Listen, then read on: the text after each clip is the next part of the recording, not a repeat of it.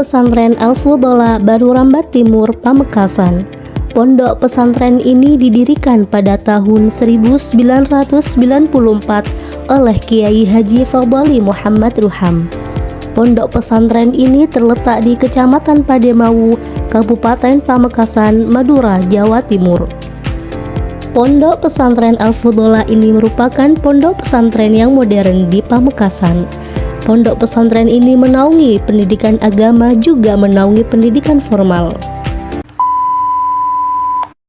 Assalamualaikum warahmatullahi wabarakatuh.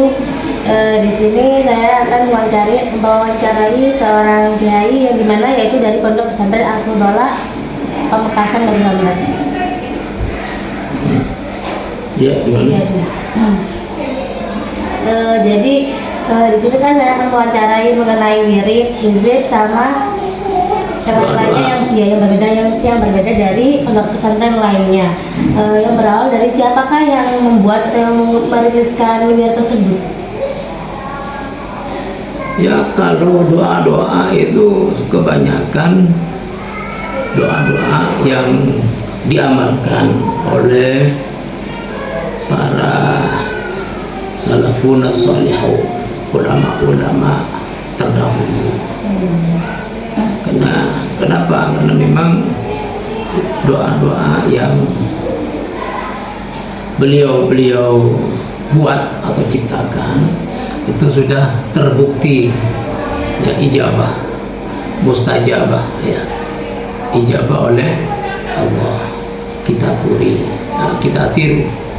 Namun ada beberapa tambahan-tambahan sesuai dengan hajat kita, sesuai dengan kepentingan daripada doa kita itu. Kalau orang berdoa itu kan berdasarkan kepada kepentingan atau hajat, ya itu. Terus di sini tuh ada apa saja, Bu? Ya, kalau amaliyah itu banyak yang kita amalkan, baik pribadi maupun bersama santri. Ada juga yang khusus diijazahkan kepada para santri atau juga alumni. Jadi banyak yang kita amalkan dalam 24 jam itu. Ya, kalau di Pondok Pesantren Al-Fudola yang bersama santri itu sebelum subuh mereka membaca Ratibul Haddad, Ratib Al-Haddad gitu gampangnya, yang sudah biasa diamalkan di pesantren lain ya. Kemudian setelah subuh, kalau di sini di Al-Fudola itu bersama-sama dengan saya ya, setelah subuh langsung membaca Hizbun Nasr, Hizib Nasr ya. Lalu santri di sini kan setelah itu ngaji sampai jam 7. Setelah itu masuk sekolah sesuai dengan tingkatannya. Nanti sholat jemaah zuhur ya. Setelah itu mereka masuk lagi, ada yang cuma 1 jam pelajaran, ada yang 2 jam pelajaran. Itu istirahat. Jadi di sini ada hizib syukron ya. Sakron yang apa namanya, yang ada perbedaan dari yang lainnya. Itu iya, yang berbeda cuma ini hanya dua titik saja, 2 kalimat. Kalau yang saya amalkan itu ini takorosna billah. Oh, ada takorosna billah. Takorosna itu kalau di Indonesia kan mandi, bahasa Jawa ya, mandi, mantih kalau orang Madura. Kami mantih ya, sebab Allah. Jadi mantih sebab Allah. Lalu titik yang kedua yang berbeda ya, la haula wala quwwata bi alfi la haula wala quwwata illa billahil aliyyil azim. Kalau kami di sini sudah kadung ya, kadung membaca sejak awal ya, bimiati alfi. Jadi 100 juta. Kalau yang lain itu rupanya banyak yang mengamalkan bimiati alfi 3 kali, berarti 1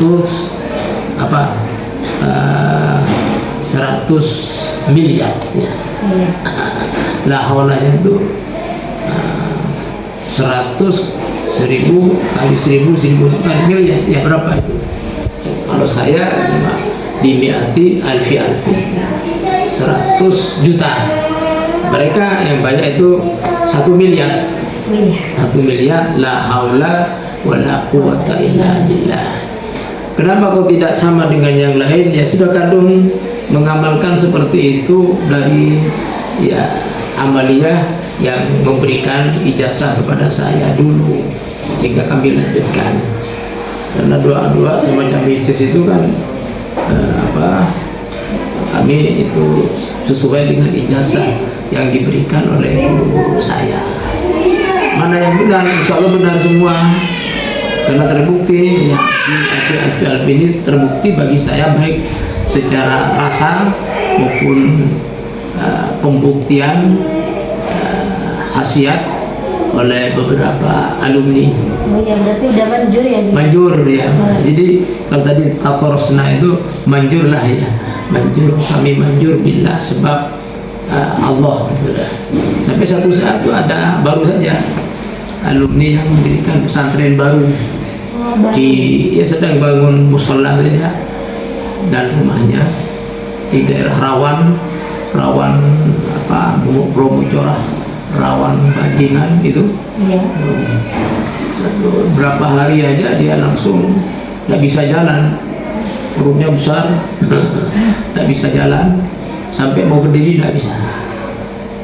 Kemudian dia menyuruh istrinya, "Dek, ini tolong dibacakan, lalu tiupkan sama air, Dek, siramkan sama saya." Dia baca ini, Istif Sakron.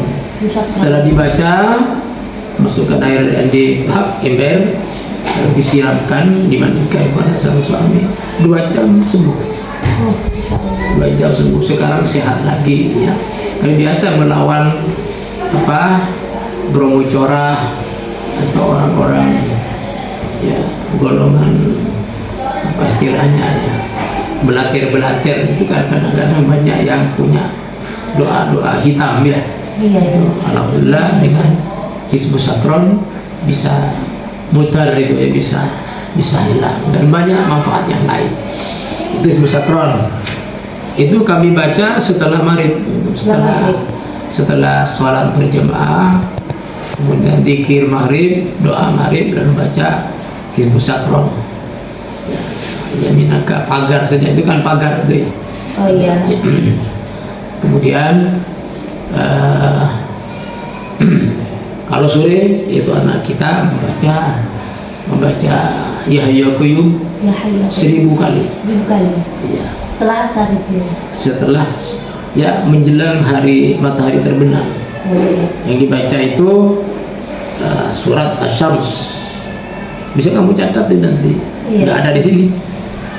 Surat Asy-Syams, lalu surat Al-Lail,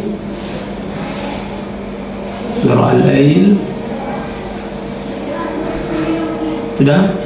Setelah itu Al-Ikhlas, setelah itu Al-Mu'awwidatan ya, Al-Falaq, Musa, An-Nas. Lalu ayat kursi, Al-Insyirah, Alam Nasr. Setelah baca itu, baca Ya Hayyu Ya Qayyum 1000 kali. Itu dulu saya diijazai oleh guru saya, namanya Kiai Haji Ahmad Fagih, pondok pesantren Sumbernato, Madura. Itu membaca Ya Hayyu Ya berapa? 1000 kali. Ternyata setelah itu saya waktu umroh, saya akan ziarah ke mana?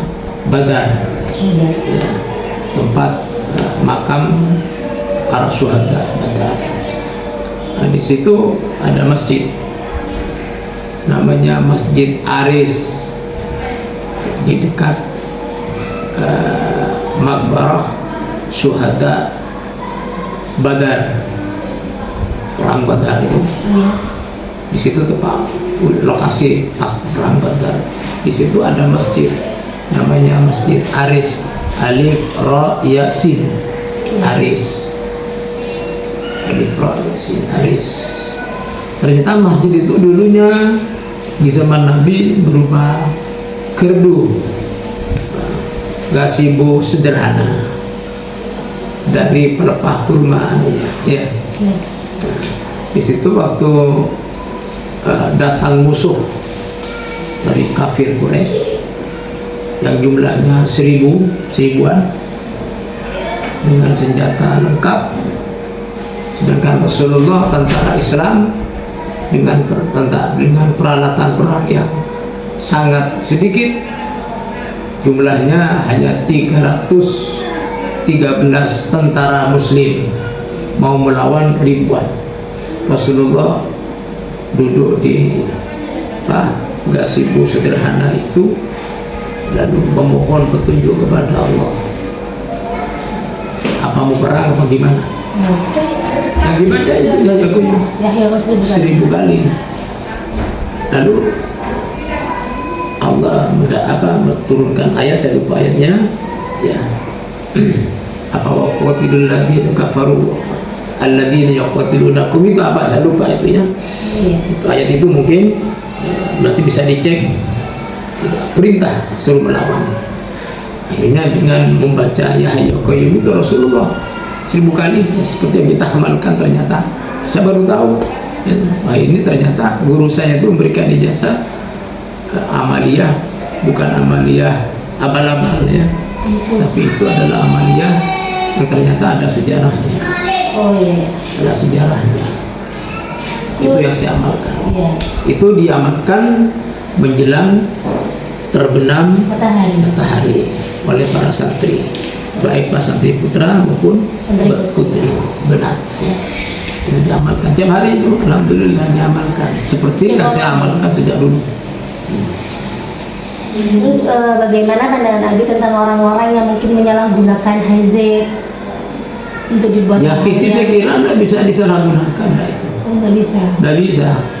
Itu bukan doa hitam, tapi itu doa putih ya, doa putih. Iya. Kemudian apakah ada kriteria khusus bagi seseorang yang ingin mempelajari hizib yang dari Abi tadi itu? Ya tidak ada, cukup memperoleh ijazah dari gurunya, biar bersambung sanadnya. Karena kalau tanpa sambungan sanad itu ya kita tidak tahu juga, itu kurang mantap lah ya ke dalam hati, dan kadang-kadang tidak mau mengamalkan, tidak punya gairah untuk mengamalkan. Tergantung niat berarti. Iya, bukan tergantung niat.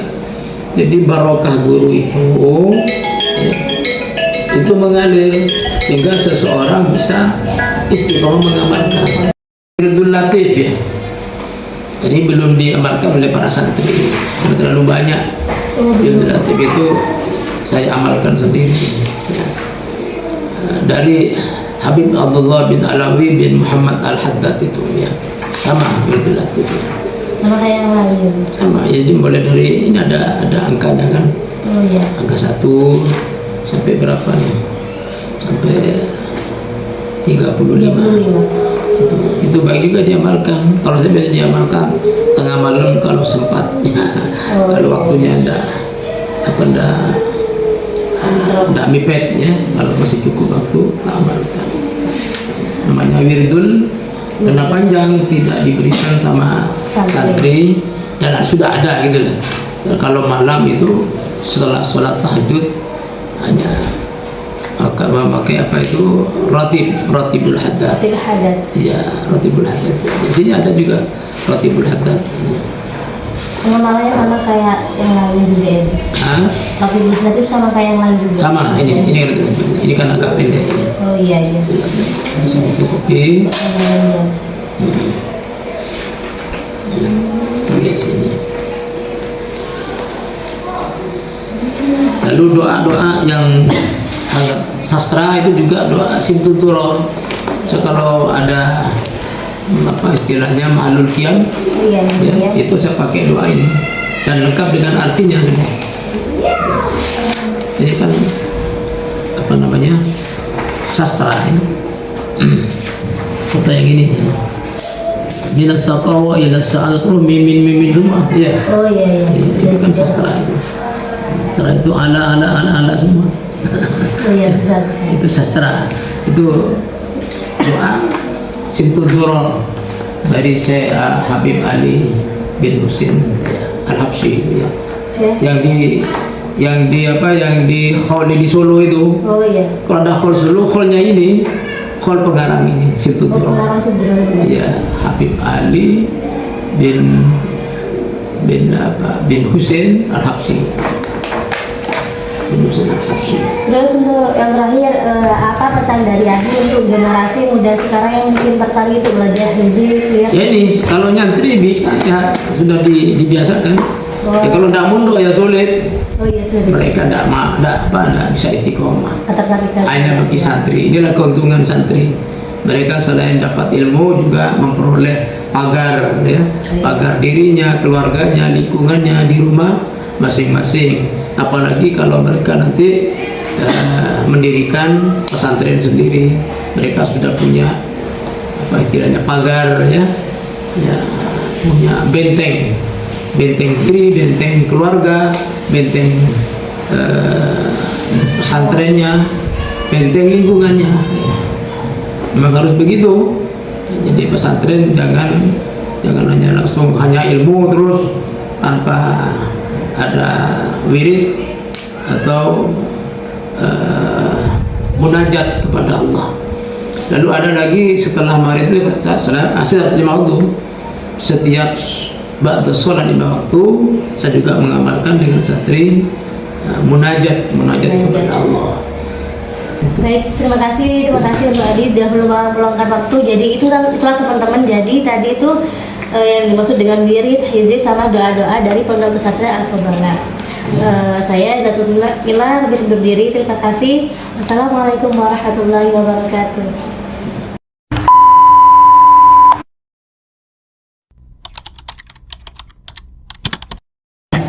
Baik, terima kasih. Di sini saya akan narasumber kedua, yaitu dari anaknya Abi sendiri. Mau diperkenalkan? Saya Mahfud di sini sebagai tenaga pengajar juga sebenarnya, cuma secara prosedur wakil pengasuh yang kesekian gitu, merupakan suami dari putra pengasuh yang ke aslinya dari Jember. Agak keras. Pendidikan dari pesantren Sudodiri, satunya dari IAIN. Apakah di pondok ini tuh ada sebuah wirid atau hizib atau yang lainnya yang berbeda dari pondok-pondok yang pesantren lain? Kalau bertanya tentang zikir secara umum itu memang kita mengingat Allah. Makanya salah satu ulama, zikir secara mujmal, kita berbuat baik itu sudah zikir, karena kebaikan itu kembalinya kepada Allah. Sedangkan wirid sendiri lebih khusus daripada zikir. Kalau zikir itu sifatnya umum. Kalau wirid sendiri lebih khusus. Nah, salah satu bagian dari wirid itu ada istilah, ada hizib, ada rotib. Jadi hizib sama rotib itu merupakan bagian daripada wirid. Tapi perbedaan antara wirid dengan zikir pasti lebih khusus kepada wirid. Jadi kalau pertanyaannya di sini itu di pesantren Al-Fadhalah, apakah ada wirid khusus? Pasti ada. Di antaranya di sini Hizbun Nasor. Hizbun Nasr itu ada dua. Yang pertama karangan daripada Sayyidi Syekh Abi Hasan As-Sadili, termasuk pendiri Thariqah Sadiliyah. Yang kedua Hizbun Nasr itu karangan daripada Syekh Nawawi. Sedangkan yang diamalkan di sini adalah Hizib Sakron dan Hizib Nasr. Hizib Sakron itu dikarang oleh ulama terkemuka dari Nahdlatul Maut, yaitu Sayyidil Habib Ali bin Abu Bakar Sakron. Saya kira hizib Sakron sama Nasr itu sudah banyak, tapi meskipun banyak, tidak semua pesantren mengamalkan. Makanya kalau tadi pertanyaannya apakah di pesantrennya ada wirid khusus? Ada, itu hizib. Ada hizib, juga ada rotibul hajat yang kita amalkan di sini. seperti itu. Buat wirid tadi yang mewarisi wirid yang tadi yang berbeda dari pesantren yang lain itu siapa? Yang gini, kalau adalah istilah yang saya tangkap dari beberapa guru, pengarang wirid atau zikir itu, makanya kalau zikir lebih dominan kepada dibaca setelah sholat. Setelah sholat kebanyakan zikir, meskipun sejatinya zikir itu nanti kita kalau membahas zikir banyak macam tingkatannya. Ada zikir khofi, ya, ada zikir jahar, semuanya. Jadi kalau kita ngomong masalah wirid itu memang bersanad istilah, ada ijazah. Kalau nanya siapa pemberi wirid yang pertama kali, itu pasti bersanad. Contohnya kayak Abi di sini, Abi ini dapat munjiz, siapa munjiznya? Munjiz ini orang yang bertanggung jawab terhadap amalan yang diberikan. Dan nanti ini bersanad istilah. Kayak saya amalan salawat Jibril di sini, santri yang diamalkan itu saya bersanad dari Sidogiri dari Ki Hasani bin Nawawi, Ki Hasani bin Nawawi langsung dari Sayyidina Al-Bayyan bin Markan, yaitu Nabi Khidir. Jadi seperti itu. Kalau terkait dengan wirid-wirid yang lain, kami pribadi kurang paham itu siapa pengarangnya. Yang pasti wirid-wirid yang ada itu memang sudah salah satu yang harus kita pertahankan karena menjadi makanya salah satu ulama menyampaikan sadatul adatus sada, kebiasaan orang-orang soleh terdahulu menjadi kebiasaan yang paling utama daripada kebiasaan yang lain. Kenapa? Karena para ulama salaf itu kebanyakan berzikir. Selain berzikir, memang ada wirid. Wirid itu mempunyai faedah. Contohnya untuk hibah. Jadi meskipun orang yang tidak begitu mumpuni dalam bidangnya, ketika dia mengamalkan salah satu wirid yang diijazahkan oleh guru, pasti di situ ada faedah tersebut. Contohnya Hizbun Sakron ini untuk pembentengan, Hizbun Nasr ini pembentengan juga bisa, untuk karisma juga bisa, dan lain-lain juga seperti itu. Dan itu tadi itu merupakan dorongan untuk mengamal dorongan jenengan itu untuk mempelajari dan mengamalkan hizib sama wirid tersebut. Dorongan yang pertama yang memotivasi kita mengamalkan itu kembali ke poin pertama tadi, adatus sadatul amal. Kebiasaan orang-orang salaf, guru-guru kita menjadi kebiasaan terbaik, itu yang pertama. Yang kedua, termasuk Abu ya Syekh Muhammad bin Alwi Al-Maliki, beliau menyampaikan alaikum bimulazimatil awrat wal hizbi fa innahu wiqayatun. Seharusnya bagi seorang santri ya atau halayak umum itu memang harus mempunyai wirid amalan tertentu, fa innahu wiqayah, karena wiridan itu menjadi benteng bagi mereka yang menang. Seperti itu yang memotivasi, caranya seperti itu. Bagaimana cara prosesnya tuh pengamalan hizib ini terhadap pesantren ini? Pengamalannya bagaimana? Pengamalannya biasanya kita untuk menyampaikan bahwasannya ini wirid begini untuk kalangan anak muda. Biasanya yang kita sampaikan fadilah daripada amalan itu. Karena kita penyampaikan itu tergantung audio, tergantung siapa yang kita hanya ketika menyampaikan diawali dengan cerita dan baru saya pernah diijazahkan seperti ini, kalau kalian mau akan saya ijazahkan. Dari situ mereka terdorong, pertama karena fadilahnya atau khasiatnya, yang kedua tetap mereka kembali kepada guru, derek guru katanya. Dan seperti itu, gandolan nang soprani guru istilahnya. Jadi amalan-amalan tersebut memotivasi santri karena dari faedahnya, dari fadilahnya tersendiri seperti itu. Kemudian terakhir itu apa pesan jenengan itu untuk generasi muda sekarang yang mungkin tertarik belajar hizib sama wirid-wirid yang ada di zaman sekarang kan, karena anak pemuda zaman sekarang tuh banyak kan nggak ada yang tertarik dengan hizib atau wirid tersebut. Mereka yang nggak tertarik karena minimnya pengetahuan. Seandainya mereka tahu bagaimana kehebatan dari amalannya, khususnya di akhir zaman seperti ini, ada dua kalimat yang harus kita pegang, yaitu salawat dan istighfar. Ini menurut Al-Imam Habib Ali bin Abdullah Al-Haddad belum menyampaikan seperti itu. Dari istighfar dan salawat ini tercakup ada di amalan-amalan tersebut. Contohnya Ratibul Haddad itu mulai dari Al-Quran, bacaan-bacaan yang dilakukan oleh terdahulu kita ada. hizib sakron mulai dari istighfar sampai perlindungan ada semua. Seandainya mereka tahu kemanfaatan dan pengetahuan daripada hizib itu, saya yakin mereka semua yang orang-orang luarnya yang notabene bukan pesantren, mereka akan datang kepada guru, kepada pengasuh, kepada kiai, kepada ajengan, kepada gus atau kepada habib untuk meminta ijazah tersebut untuk mengamalkan, karena faedahnya sangat luar biasa. Baik, terima kasih teman-teman terkait hizib dan wirid yang ada di pesantren Al-Fudola Pamekasan.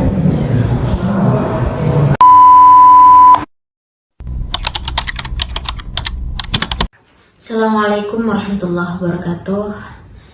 Ya, untuk pembacaan hizib nasr, hizib sakron dan zikir-zikir lain yang terdapat di pondok pesantren ini, seperti yang telah dipaparkan oleh pengasuh kemarin, bahwa bacaan tersebut itu sama halnya seperti pada umumnya, akan tetapi yang menjadi titik perbedaan itu ada tambahan kalimat yang dikhususkan kepada santri Al-Fudola untuk penerapannya, begitu. Waktu yang telah ditentukan untuk membaca hizib tersebut biasanya dilakukan sebelum maghrib dan setelah subuh. Ya, untuk kegiatan harian santri begitu. Untuk penerapan, alhamdulillah dengan bacaan tersebut anak-anak ini bisa memiliki bentengan untuk diri sendiri dan untuk pesantren, yakni zikir-zikir yang telah diajarkan oleh pesantren. Ya, semoga untuk kedepannya anak-anak ini tetap istiqomah untuk melakukan bacaan tersebut walaupun sedang ada di rumah masing-masing begitu.